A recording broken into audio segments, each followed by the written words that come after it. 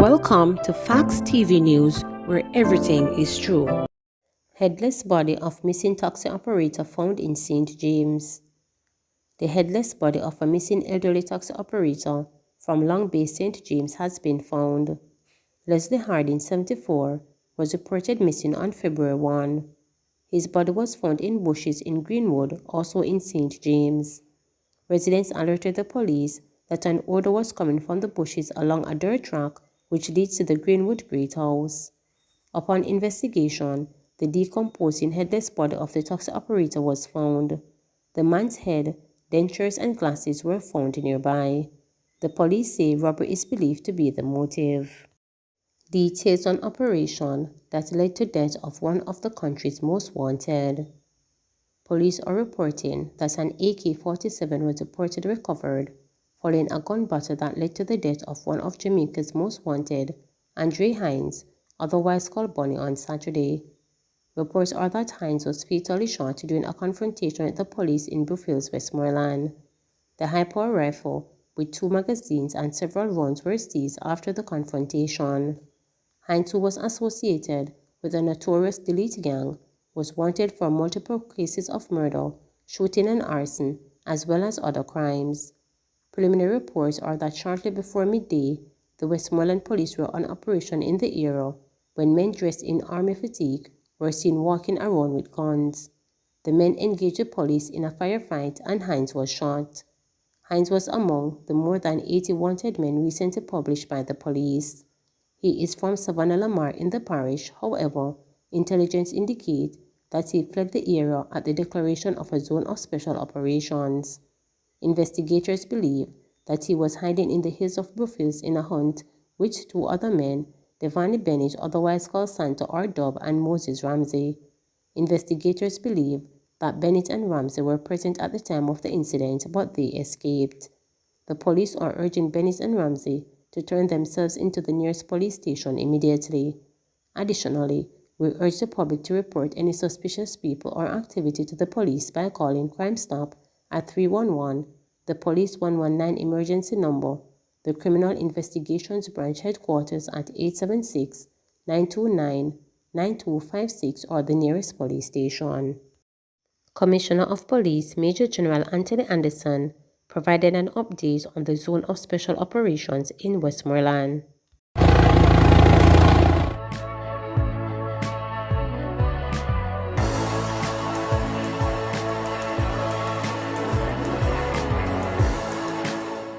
Each zone is unique, and as you know, a zone of special operations is designed to be a long-term security effort that creates the conditions for social intervention and development. When you look at this particular zone in Westmoreland, there is a clear need for development. Some of it has already started in the Russia area through JSIF, and they've been a partner with us in all the zones. There's a lot of work to be done in this zone, in this part of Savloma. But the people are enthusiastic. I was here just before we put in a zone late last year, and the place was a whole lot tenser than it is now. You can see immediately, as soon as you get that security situation under control, you see the natural entrepreneurship and the natural ability of our people to open businesses and start getting back to life as normal. Remember, this is one of the places besieged by guns, gunmen, and gangs. It's gang warfare that was playing out here. And so you get that cycle of killing. So this has interrupted it within the space that the zone is. However, the rest of Westmoreland still needs to be policed. So it's not just put a zone in downtown Sav and you think that Westmoreland's all right. It is not. Well, I think the biggest success, really, when you go into a zone is how the people feel about their space, how they feel about the police, the military, the JDF, of course, on all the zones is a big partner, the main partner. We do them together. It's a joint force. and that's a feature of it. And so it gives us a chance to get closer to the people. And obviously from the police, we have our own intervention strategies. We're looking at developing a couple of police youth clubs. There's quite a bit of enthusiasm about that. And we partner with other agencies to provide opportunities for people, you know. At the same time, we're after the gunmen, we're after the guns, and we're after the gangs. We have Kings Valley back in custody, part of that gang, and we're going to pursue that. So people have to choose. Ultimately, you want to stay on the right side of things, where we can provide support to you, provide opportunities with partners, or do you want to stay on the wrong side of things and be part of the people who are destroying the country? That's a choice. But when you go across that side, you'll be the subject of law enforcement effort. So the strategies that we use tend to be universal across the country, but it's nuanced for the particular locale. The divisional commander, area commander here, they have the plans that they have are unique to this space. So you have unique plans for Westmoreland that involve a number of strategies. And as you can see, there is definitely an anti-gang effort that has been going on for a little while in Westmoreland, and it will continue. You know, so the other strategies, you know, for gun recovery, obviously we use and gather a lot of intel through many sources, and that has been assisting us to do what we're doing.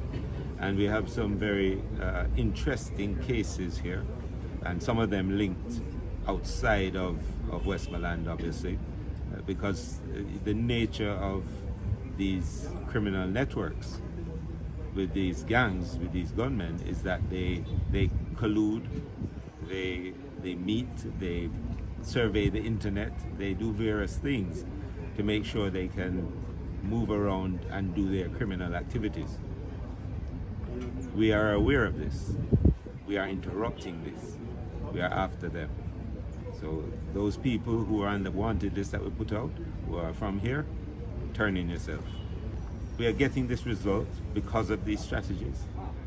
And more importantly, not just the strategy, because the strategy is how you scope and design it.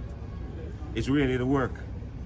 And what you have is really dedicated police officers supported by really dedicated military personnel who are at this every day, making the strategies that we come up with work. And in the background is really dedicated intelligence people who are gathering information, putting themselves at risk, and other persons who make this whole work. So I'm confident, yeah, that we can continue doing this, you know. And I see the effort from the members.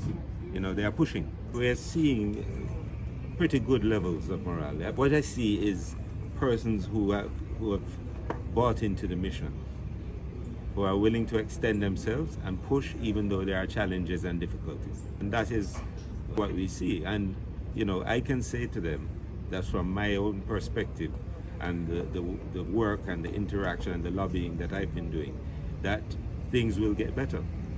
You know, there were some things that were kind of paused or slowed down because of COVID. Those roadblocks are being moved. So we'll be able to deal with some of these issues that have been plaguing us for a while, particularly in Sablamar. We need to do a lot of investment in Westmoreland. We started a process in a small way. It's going to get bigger. And, you know, my view is that in a couple of years, the policing in Westmoreland will be something totally different, with the same people having much better resources, much better conditions of work. And, you know, hopefully by this new cycle, much better emoluments and things. Government urges Jamaicans in Ukraine to make travel arrangements now. The Foreign Affairs Ministry has released a new advisory urging students in the tension-hit Ukraine to make arrangements to travel quickly if circumstances change. Several countries issue advisories encourage their nationals to leave as tensions with Russia intensify. Foreign Affairs Minister Kamina Johnson Smith said Jamaican students in the Ukraine should check on flight availability and ensure that their Jamaican travel documents are in order. Our embassy in Berlin remains available for consultation on individual emergency needs and concerns, she said. According to the minister, students are concerned about their studies as the semester restarted on Monday, February 7. We have continued to make inquiries as to the provisions that may be made by the universities for students who may need to leave due to the circumstances beyond their control, she said.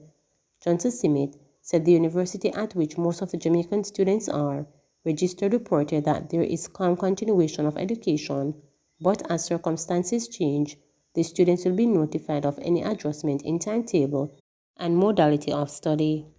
The minister said she has noticed that an increased number of countries have issued advisories encouraging their nationals to leave Ukraine by commercial or private means before further escalation of tension.